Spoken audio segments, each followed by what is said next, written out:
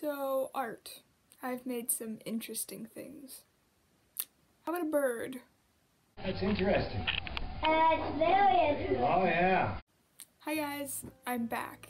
And guess what? This time I brought some art with me. So, over the semester I've been making some pretty cool things. And I can't show you all the art that I've done because some of it is at school. But I can talk about some things. I'm mostly going to talk about the stuff that I did near the end of the semester because it's fresh in my brain and I knew what we were doing for them, and also because I have them here with me.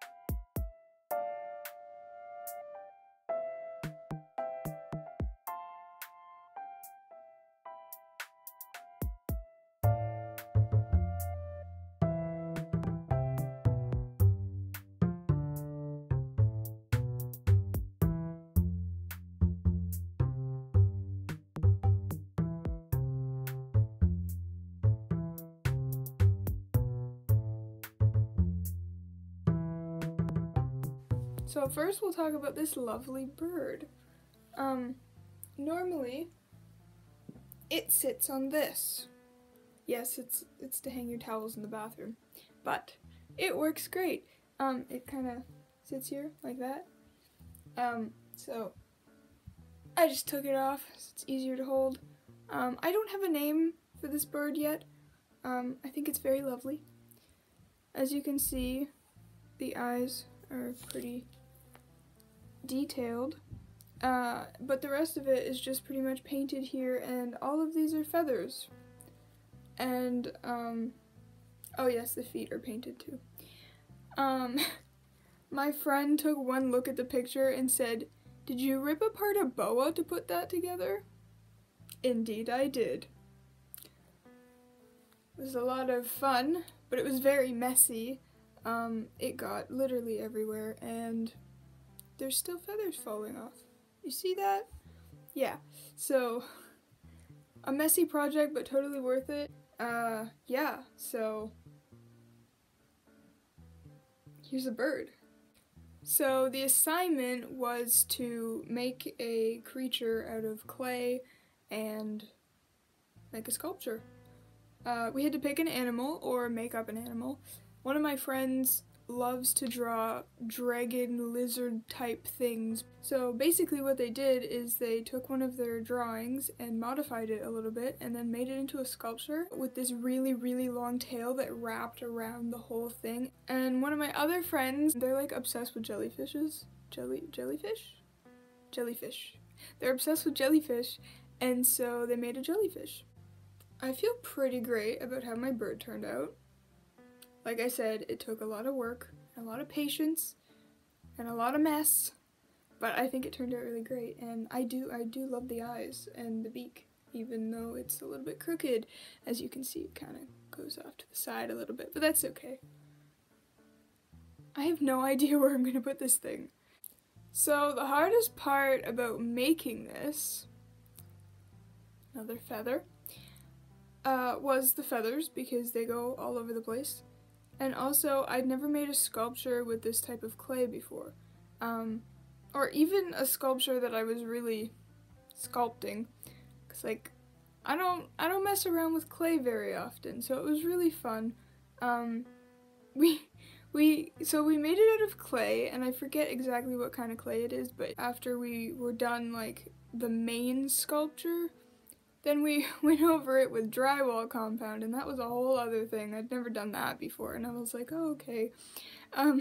So we had to fill in the holes, and filling in the holes was interesting because once the drywall compound dries, it's dry. Like, you can't really do much. So we had to sand it down afterwards with sandpaper, and then paint it, and then put on our extra stuff. So for me it was feathers, for some people it was fur, like faux fur. For some people, they just painted it and it looked great, and yeah, so I don't know, for a first time making a sculpture like that, I think I did pretty good. My favorite part about making this was seeing it come together and what my hard work can produce. Even though I have no idea what I'm gonna do with this. If you have some suggestions of what I can do with this guy, please leave them down in the comments. It would be greatly appreciated.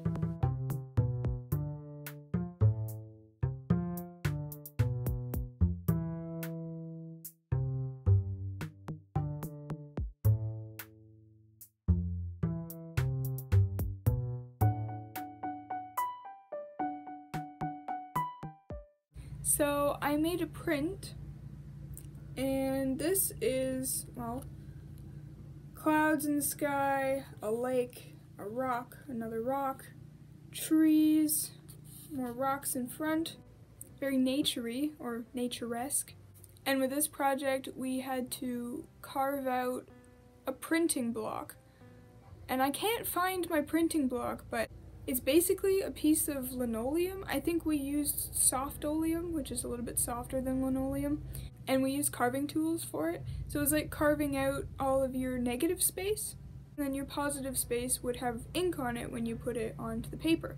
So we had ink and we rolled it out onto a thing, and then we rolled it onto the soft-oleum, and then we'd flip it over and put it onto paper. This one is done in my sketchbook, but most of them were done on their own pieces of paper, and then we signed them in the corner and said one of however many we had. And we kind of learned how to make prints and how they work. So if you only have 100 prints, it's worth a lot more than if you printed 1,000. So there's a little bit of marketing in there too. I really love how mine turned out. Actually, the one in my sketchbook is probably my favorite one out of all of them that I did. The first couple didn't really turn out. This one is mostly black. There's a little bit of blue ink though, if you can see down here and here. So it was kind of cool, experimenting with colors and everything. And I really enjoyed doing this, although the carving out the soft-oleum block took a long time, a lot of effort, and I did poke some holes in it, which didn't really make it any easier, but that's okay because it was my first time and I would totally try it again.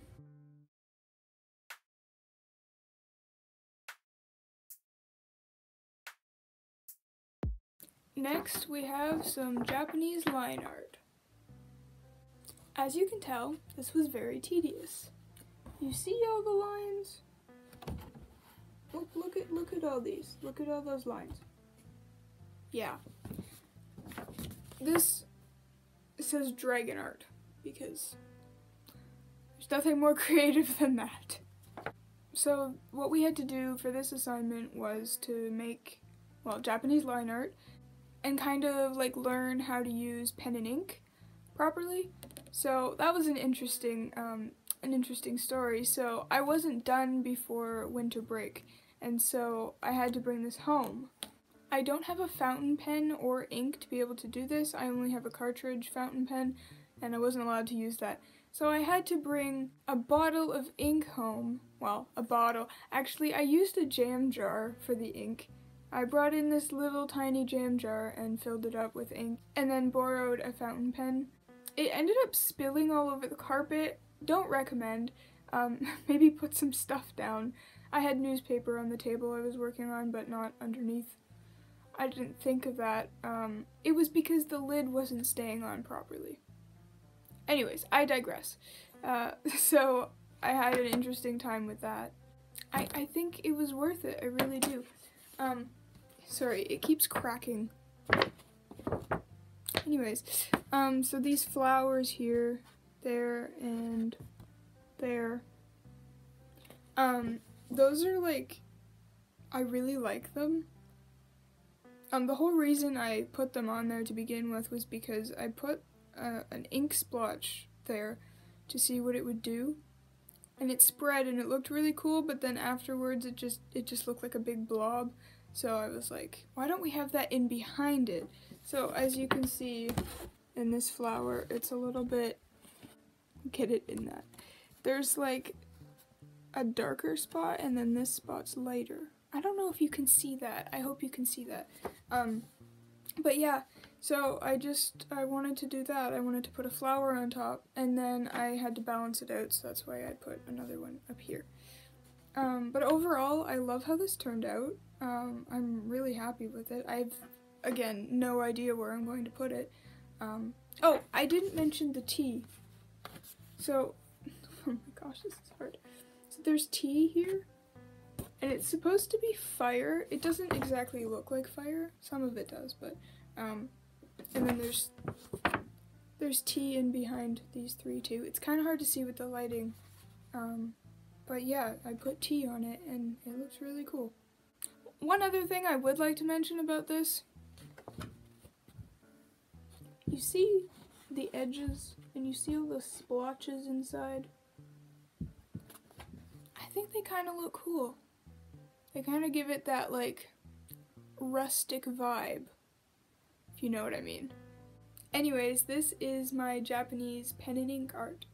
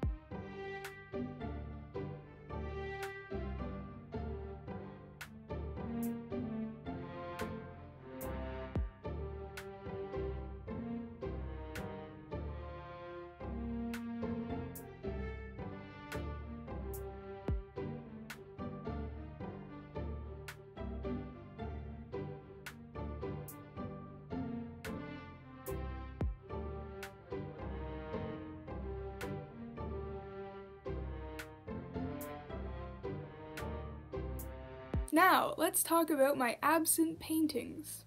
I say absent because they're both at school. One of them I was told to bring back to school because my teacher loved them so much that she wanted to keep them on the wall until we graduate. So that one's at school. And my other painting is at school because I figured it was easier for my teacher to mark while she can actually see it in person instead of just a picture. So it's also still at school. Anyways, so the first painting I'm going to talk about was supposed to be my painting exam. It didn't end up being the painting exam because we didn't end up having exams or culminatings, which was what my other painting was supposed to be for. So they just turned into regular marks and I wasn't stressing about them. So the first painting was a square. It was on a block canvas. I'm not exactly sure what you call them, but it's like a wooden framed, it was like this thick and it was wood, like the whole thing was a wood block. So I'd never painted on something like that before, so I thought that was cool. And our assignment was to make, or should I say recreate, a painting, a famous painting from someone from the list that we had. So I chose to do a recreation of one of the paintings of Joachim Belanger, and he's a Canadian artist who does these really cool abstract paintings with a lot of color. And I was excited to use color because a lot of the paintings that I do for school don't have that crazy color scheme. They're more like subtle and neutrals or darks or just not a lot of variety of color. So I was really excited when I found this artist and his work. And so I picked one of his pieces called Flow 2.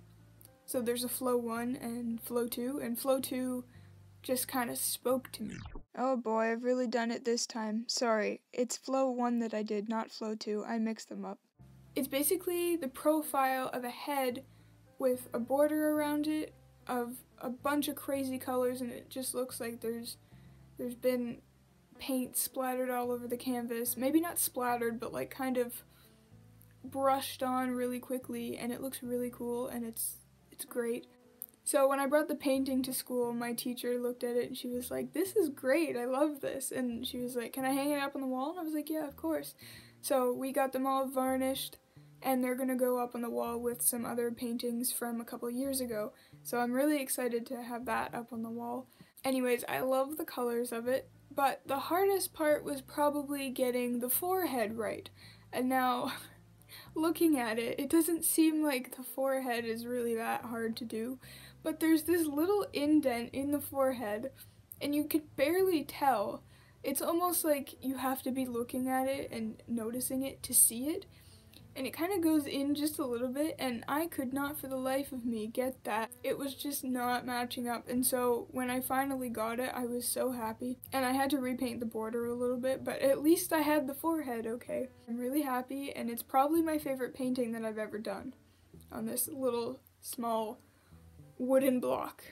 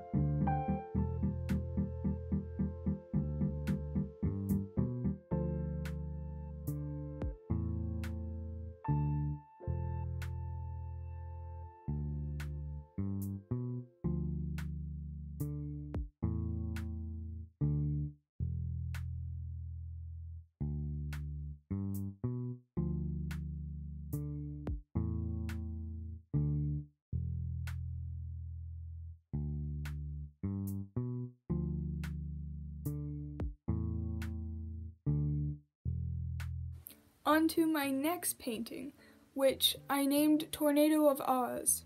Now we'll get into that a little bit.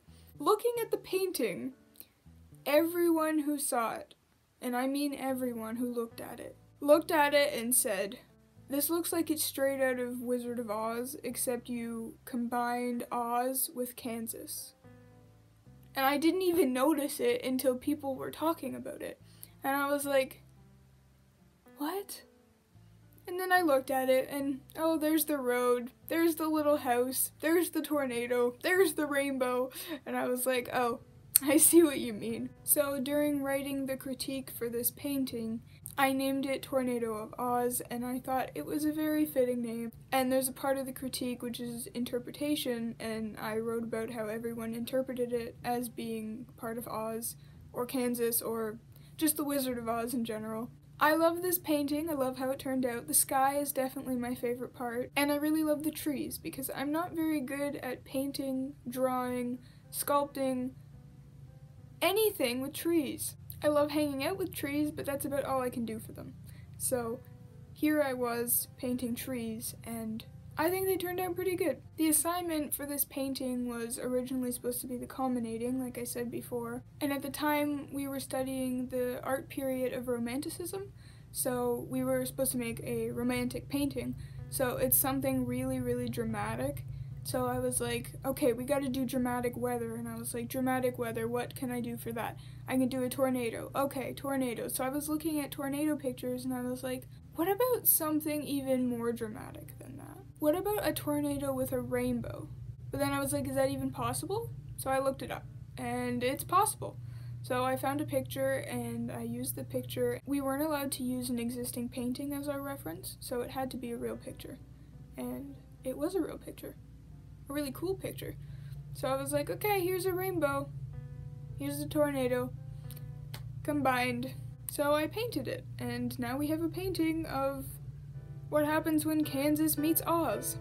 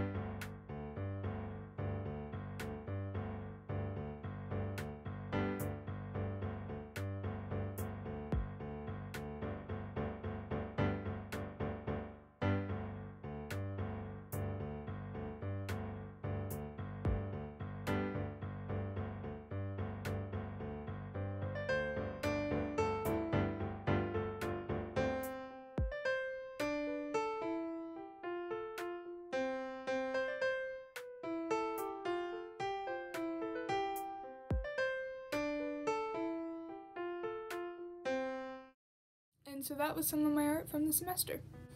Before I end this video, I just want to give a shout out to my friend who made an animation and I made the music for it, so you should go check that out, link in the description. So if you enjoyed this video and checking out the kind of art that I like to create, feel free to leave me a like and comment what kind of stuff that you want to see in the future. And that, my friends, is where I'll leave you till the next video. Have a great day, a great week, and a great month, and I will talk to you all soon. Bye. I also thought I'd give a shout out to my palette, because it's pretty artistic looking, right?